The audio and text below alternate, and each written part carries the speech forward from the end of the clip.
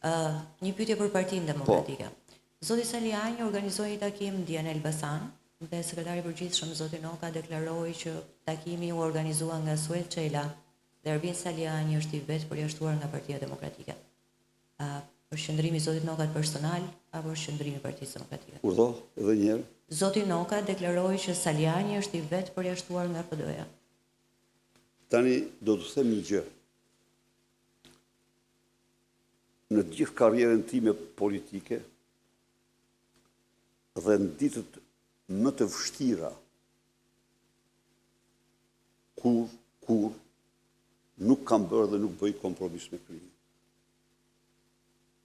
Kur nuk kam bërë dhe nuk bëj kompromis me krimin. Dhe në qoftë se ndjek këtë betejë, pavarësisht nga çmimi që ka patur, kam bindjen më thellë se ka qenë dhe është veprimi më i drejtë. Vija e kuqe e Sali Berishës është ndarëse bashkëpunimin e krimit.